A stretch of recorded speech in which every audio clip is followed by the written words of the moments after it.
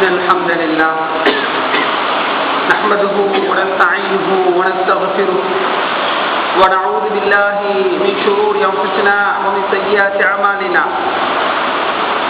من يهده الله فلا مضل له ومن يضلل فلا هادي له أشهد أن لا إله إلا الله وحده لا شريك له وأشهد أن محمدا عبده ورسوله يا أيها الناس اتقوا ربكم الذي خلقكم من نفس واحدة وخلق منها زوجها وبث منهما رجالا كثيرا ونساء فاتقوا الله الذي تساءلون به والأرحام إن الله كان عليكم رقيبا يا أيها الذين آمنوا اتقوا الله حق تقاته ولا تموتن إلا وأنتم مسلمون يا أيها الذين آمنوا اتقوا الله وقولوا قولا سديدا يصلح لكم أعمالكم ويغفر لكم ذنوبكم ومن يطع الله ورسوله فقد فاز فوزا عظيما فإن أصدق الحديث كتاب الله وخير الهدي هدي محمد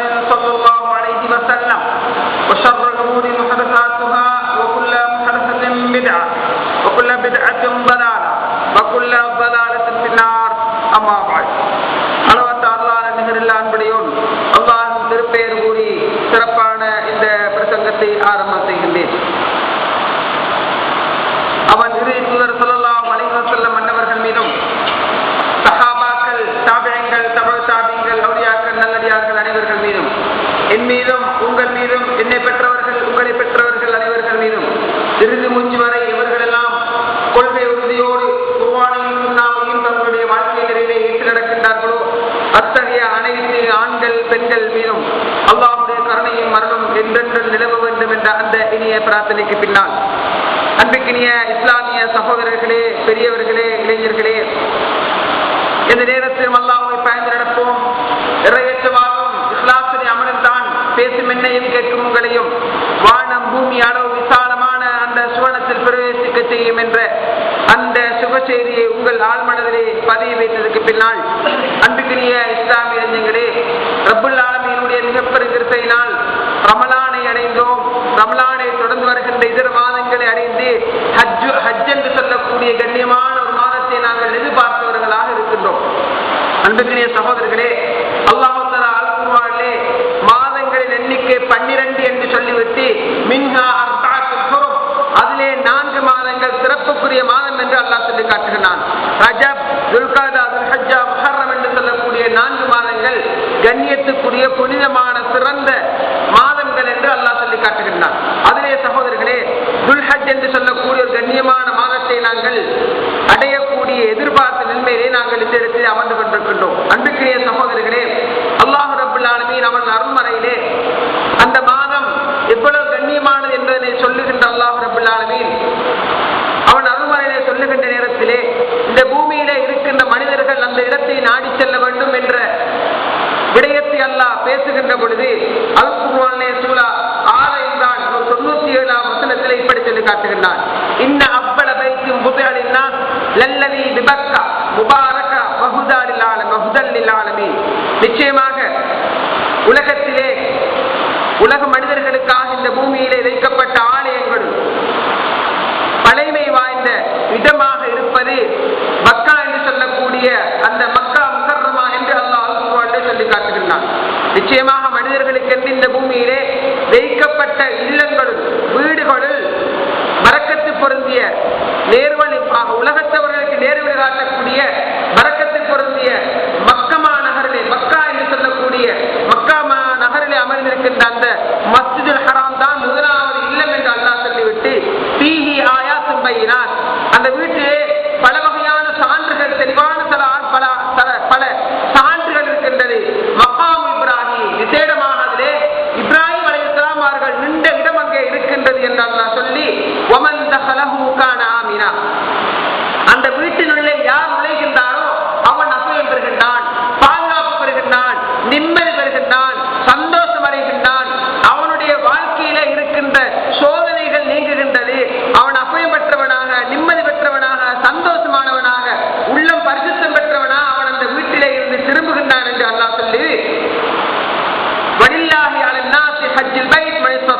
சபீலா. யாருக்கெல்லாம் அந்த இல்லத்தை நோக்கி செல்வதற்கு உடல் பலம், ஆரோக்கியம், பணபலம், மஹ்ரம் என்று சொல்லக்கூடிய பெண்களுக்குரிய துணை, இவைகள் எல்லாம் அமைகின்றதோ அவர் அந்த இல்லத்தை நாடி செல்லட்டும். அவர் அந்த இடத்துக்கு போய் அந்த வீட்டை தரிசித்து விட்டு வரட்டும் என்று சொல்லி யாரெல்லாம் இந்த ஹஜ்கடமையை புறக்கணிக்கின்றார்களோ அவர்களை விட்டு அல்லாஹ்வுக்கு எந்த விதமான தேவையும் இல்லை என்று அல்லாஹ் குர்ஆனிலே சொல்லி காட்டுகின்றார். அன்புக்குரிய சகோதரர்களே, பெரியவர்களே, கண்ணியமான இஸ்லாமிய நெஞ்சங்களே, இந்த மண்ணிலே பல கோடிக்கணக்கான மனிதர்கள் வாழ்கின்றார்கள், பல கோடிக்கணக்கான முஸ்லிம்கள் வாழ்கின்றார்கள். ஆனால் சகோதரர்களே, ஒவ்வொரு நாட்டையும், ஒவ்வொரு ஊரையும், ஒவ்வொரு தேசத்தையும் எடுத்து பார்த்தால் விரல் விட்டு எண்ணக்கூடிய ஒரு சிலர் மட்டும்தான் அந்த இல்லத்தை நோக்கி வருகின்றார்கள். அன்புக்குரியவர்களே, இந்த இடத்திலே இந்த ஜும்மா உரையை கேட்கின்ற நீங்கள் உங்களிலே ஒரு வித்தியாசமான உணர்வை ஏற்படுத்திக் கொள்ள வேண்டும். எங்களுடைய பாதையை நாங்கள் தெளிவாக அறிந்து வைக்க வேண்டும். நாங்கள் எங்கு பயணிக்கின்றோம், எங்கு நாங்கள் போகின்றோம், என்னுடைய இலக்கு என்ன என்பதனை தெளிவாக நீங்கள் உணர்ந்து வைக்க வேண்டும்.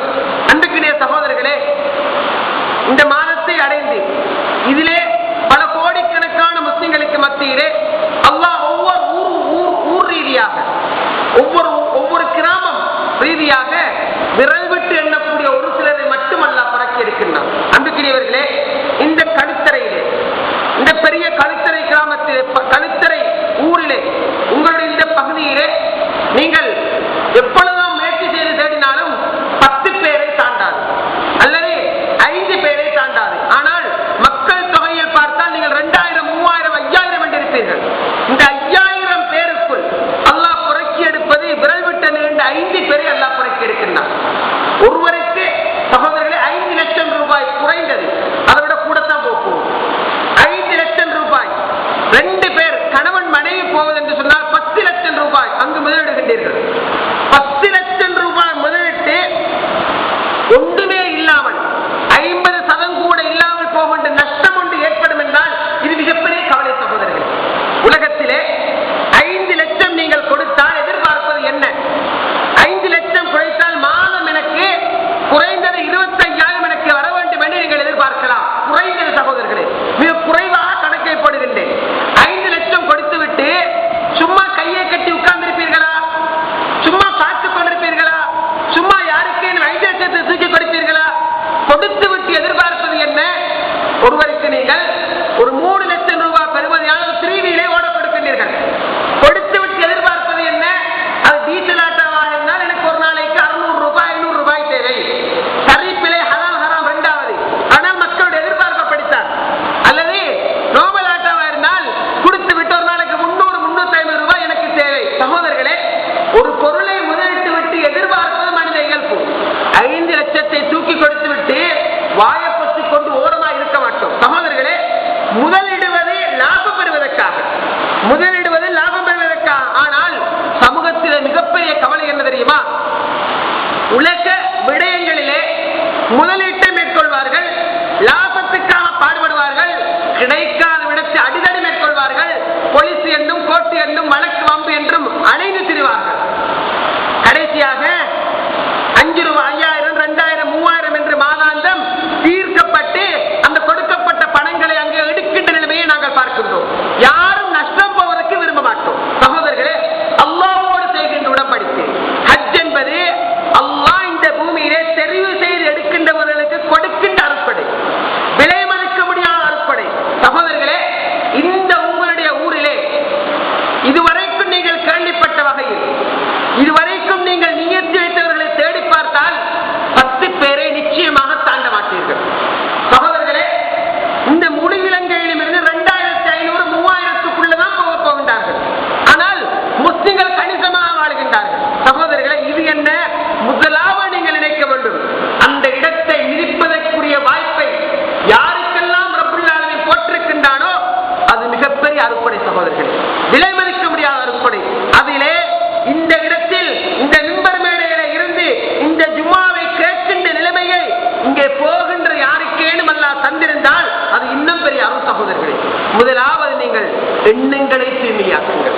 இது அல்லாஹ்வுக்காக செய்கின்ற ஒரு கடமை. ஆனால் நவீனகால சிந்தனையாளர்கள், அறிஞர்கள் சொல்லுகின்ற ஒரு செய்தியை உங்களுக்கு சொல்லுவதில்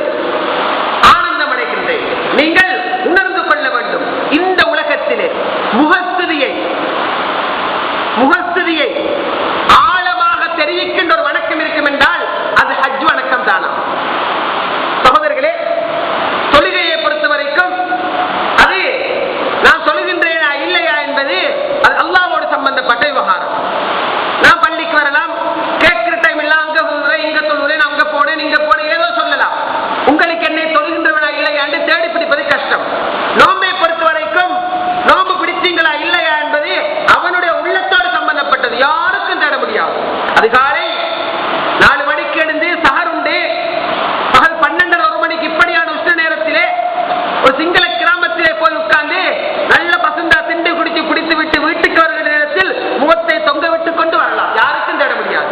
சகோதரர்களே, ஜக்காத்தை பொறுத்தவரை குறிப்பிட்ட 8 கூட்டம் கொடுத்து யாரிடமும் சொல்ல வேண்டாம் என்றால் சொல்ல மாட்டார்கள். சகோதரர்களே, ஹஜ்ஜை பொறுத்தவரை யாருக்குமே தெரியாமல் செய்ய முடியாது. உங்களுடைய ஊரில் இருக்கின்ற எல்லோரும் அறிவார்கள். இந்த மனிதர் ஹஜ்ஜுக்கு போனார், இது எல்லோருக்கும் தெரியும். அது மட்டுமல்ல, சமூகத்தில் ஒரு வழிமுறை இருப்பதை நீங்கள் பார்க்கின்றீர்கள். என்ன வழிமுறை இருக்கின்ற சமூகத்திலே? ஹஜ்ஜுக்கு போகின்றவர்கள் அங்கே ஒரு ஆட்டோ புக் பண்ணி, ஒரு வேன் புக் பண்ணி, அல்லது வேற ஏதோ ஒரு ஏற்பாட்டை செய்து வீடு வீடாக ஏறி இறங்குவார்கள். இது ஒரு பரலுடைய அந்தஸ்து சமூகத்தில் இருப்பதை நீங்கள் பார்க்கலாம். என்ன, நாங்க ஹஜ்ஜுக்கு போறோம் எந்த அளவுக்கு அல்லாஹ் காப்பாற்றணும், அதுக்கு காடெல்லாம் அடிச்சு கொடுத்து சாப்பாடு கொடுப்பாங்களோன்னு நினைக்கிற அளவுக்கு இன்று இருப்பதை உங்களுக்கு பார்க்கலாம். பல வீடுகளில் அண்டாக்களிலே சாப்பாடுகளாக்கி ஹஜ்ஜுக்கு போறதுக்கு ஒரு சாப்பாடு என்று விநியோகிக்கப்படுகிற நிலைமையை நீங்க பார்க்கின்றீர்கள். இப்படி ஹஜ்ஜுக்கு போறோம், அதுக்குரிய சாப்பாடு வாங்க. எங்க போறீங்க? இன்னைக்கு ஹஜ்ஜு சாப்பாடு அப்படின்னு சொல்லுவாங்க. ஹஜ்ஜு சாப்பாடு யாரு? எங்க ஊர்ல யாரோ ஒருத்தர் பேரை சொல்லி அந்த குடும்பம் ஹஜ்ஜுக்கு போறாங்களே, அதுக்கு சாப்பாடு போடுறாங்களே, அதுக்காக நான் போறேன். சகோதரர்களே, எங்க ஹஜ்ஜுக்கு சாப்பாடு என்று அது ஷரீஃபில 2வது சகோதரர்களே. ஆனால் உலகத்திலே முகஸ்துதியை தூண்டுகின்ற, முகஸ்துதியை தெளிவாக காட்டுகின்ற ஒரு வணக்கம் என்றால் ஹஜ் வணக்கம் தான். அருமை தூதர் ஸல்லல்லாஹு அலைஹி வஸல்லம் அவர்கள் கேட்ட ஒரு பிரார்த்தனை என்ன தெரியுமா? இறுதி ஹஜ்ஜில நபி அவர்கள் கேட்ட ஒரு பிரார்த்தனை, அல்லாஹும்ம ஜல் ஹாதல் ஹஜ் பிலா ரியா வலா சும்மா. யா அல்லாஹ், இந்த ஹஜ்ஜை பகட்டு, முகஸ்துதி, பாசாங்கு, படைப்பினங்களின் திருப்தியை நோக்கமாக கொண்டு செய்கின்ற கடமையா மாற்றிவிடாது. யாரே இன்னும் யாரையோ திருப்திப்படுத்துவதற்குள்ள ஒரு கடமையா மாற்றிவிடாது. ஹஜ்ஜியா இந்த அளவுக்கு சமூகத்தில் பாக்குறீங்கன்னா உங்களோட ஊர்களில் இருக்காது, பல ஊர்களில் பார்க்கிறோம். எந்த அளவுக்கு தெரியுமா சகோதரர்களே? திருமணம் உடைந்து போனது. ஏன் உடைந்தது தெரியுமா? என்ன, பொன்னூட்டு பகுதியால் அல் ஹாஜ் என்று பெண்ணுடைய வாப்பாவுடைய பெயரை போட்டு பத்திரிகை அடிக்கின்றார்கள். மாப்பிள வீட்டு பகுதியினால் அங்கே அல் ஹாஜ் போடவில்லை. எங்கட மாப்பிள பேர் அல் ஹாஜ் போடவில்லை, காசு கொடுக்க வார்னர்.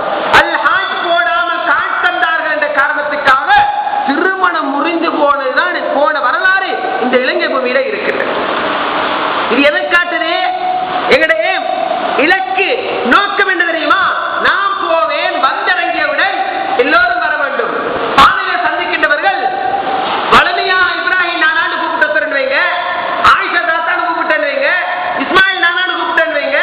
இவர் ஹஜ்ஜுக்கு போயிட்டு வந்துட்டாரா? இஸ்மாயில் நானாண்டு சொன்னால் ஒரு முறைச்சொரு பார்வை, இப்ராஹிம் நானாண்டால் முறைச்சொரு பார்வை, முகமது நானாண்டால் முறைச்சொரு பார்வை. என்ன எதிர்பார்ப்பு? என்னத்துக்கு 5 லட்சம் ரூபாய் செலவழிச்சு போன அந்த பேரை கூப்பிட மாட்டீங்களா என்று அழைக்கின்ற ஒரு நிலைமையில் சமூகத்தில் சகோதரர்களே கவலையோடு சொல்ல வேண்டும். இன்று இந்த சமூகத்தில் அப்படி அவல நிலைமை இருக்கின்றது. அன்புக்குரியவர்களே, அல்லாஹ்வுடைய தூதர் முன்பின் பாவங்கள் மன்னிக்கப்பட்டவர் என்ன சொல்லுகின்றார்? யா அல்லாஹ், இந்த ஹஜ்ஜை முவஸ்ஸியற்ற உனக்கென்று மட்டுமே செய்கின்ற கடமையாக இந்த கடமையை மாற்றிவிடு என்று பிரார்த்திக்கின்றார்கள். சகோதரர்களே, கோடி பணம் இருந்தும் அந்த பூமியை மிதிக்காத மனிதர்கள் இந்த மண்ணிலே இருக்கின்றார்கள். அதை விடுங்க சகோதரர்களே. மக்கமா பூமியிலே இலங்கையிலே இருந்து போய் வாழுகின்றார். ஹஜ்ஜுக்கு போய் ஹஜ் கடமைகள் எல்லாம் முடித்துவிட்டு நமக்கு தெரிந்தவர் இருக்கிறாரே, போன் பண்ணி போட்டு அவரை சந்திக்க போய் பேசினால், நாம் வந்து மோடலி 18 வருஷம் ஒரு ஹஜ்ஜு கூட நான் செய்கிறேன். எங்கடா இருக்கிறாய்? புனித பூமி உள்ள கிராமத்தில், புனித பூமி உள்ள நாட்டில், கஅபத்துல்லாஹ்க்கு பக்கத்தில் இருக்கிறாய், இதுவரைக்கும் ஒரு ஹஜ் இல்லையா? எங்கிருக்கிறான்? மக்கமா நகர் பூமியில கஅபத்துல்லாஹ்க்கு பக்கத்தில் ஒரு ஹோட்டல்ல வேலை செய்யறான், விடவக்கடையில் வேலை செய்யறான். தங்கமான மனுஷன். பல தடவை ஹஜ்ஜுக்கு போங்கன்னு சொன்னாரு, லீவும் தந்தாரு. எனக்கு போறதுக்கு வாய்ப்பு அமையல. ஏன் அமையல? அதை பிடிச்சு அந்த லீவை பிடிச்சு நான் கனடாக்கு போனேன், ஜப்பானுக்கு போனேன், இந்தோனேசியாவுக்கு போனேன், லண்டனுக்கு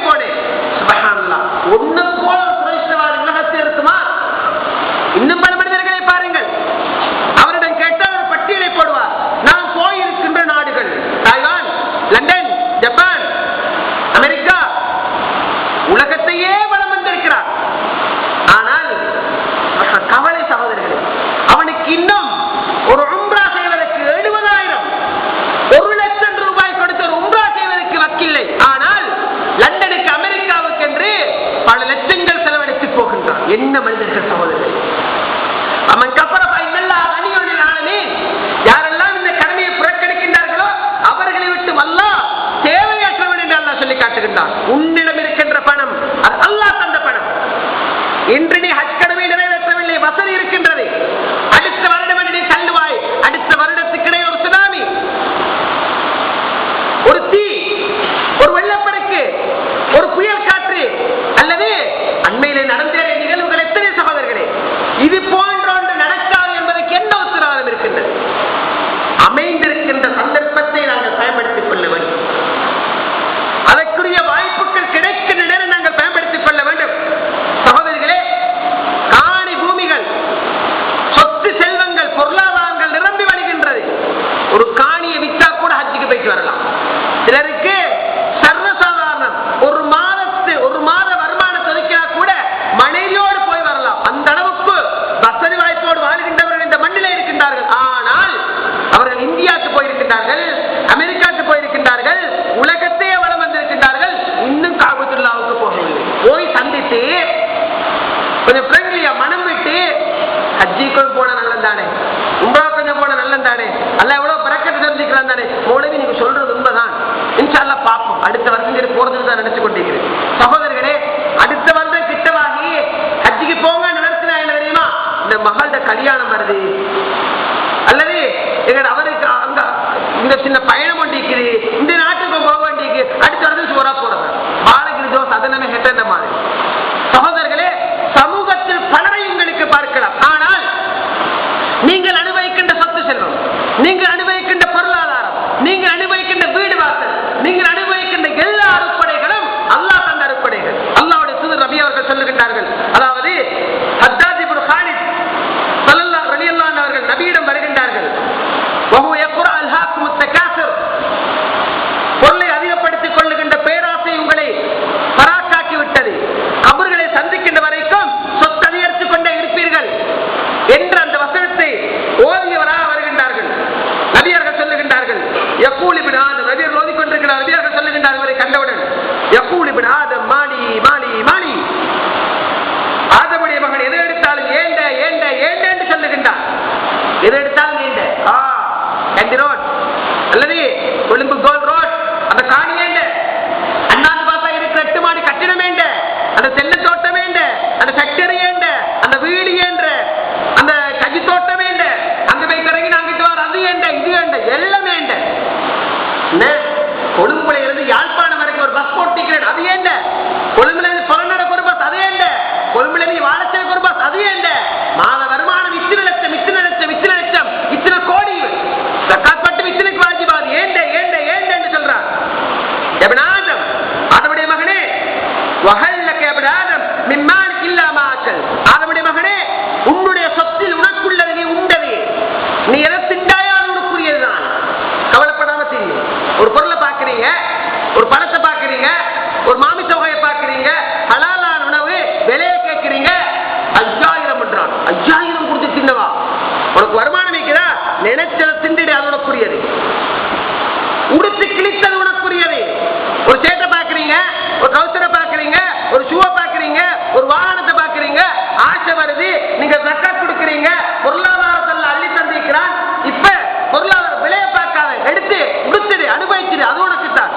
அடுத்தது என்ன, எதை நீ கொடுத்து மகிழ்ந்தாயோ அது உனக்குரியது. சகோதரர்களே, இந்த மண்ணிலே அல்லாஹ் ரப்பல் ஆலமீன் பொறுக்கி எடுக்கின்ற, தெரிவு செய்து எடுக்கின்ற ரஹ்மான் அவருடைய அருள் கண்ணால் பார்க்கின்றவர்களுக்கு கிடைக்கின்ற மிகப்பெரிய பாக்கியம் அந்த பூமியை மிதிப்பது. சகோதரர்களே, அந்த பூமியிலே இருந்து ஹஜ் செய்யாமல் இந்த நாட்டுக்கு எல்லாம் தொடர்ந்து வந்திறங்கிக் கொண்டு கண்ணீர் விட்டழுகின்ற மக்களை நான் சந்தித்திருக்கின்றேன். என்ன சொல்லுவாங்க தெரியுமா, பெட்டோடாகி நடக்க முடியாத நிலைமையில கதிரையில உட்கார்ந்து, வீட்டுக்கு முன்னுக்கு உட்கார்ந்து, வீட்டை காவல் பண்ணுகின்ற ஒரு வயது வருமே, புள்ள குட்டி குடும்பம் எல்லாம் பாப்பா பாத்துக்குங்க போயிட்டு வர அப்படி சொல்ற ஒரு பருவம் வருமே, அப்படியான வயசாளர்களோட போயிட்டு பேசினா பழைய காலத்தை சொல்லுவாங்க, நான் மக்கால் இவ்வளவு காலம் இருந்தேன், மதீனாவில் இவ்வளவு காலம் இருந்தேன், எனக்கு இப்பவும் மனசு உறுத்தது போலவே, என்ன எனக்கு ஹஜ் செய்யறதுக்கு கிடைக்கல. ஒரு பஸ் நல்ல இல்லையா, நல்ல மனுஷன், தங்கமான மனுஷன், எனக்கு அந்த வாய்ப்பு கிடைக்கல. சகோதரர்களே, இந்த கால பகுதியை அடைந்து மக்கமா பூமியை தரிசிக்க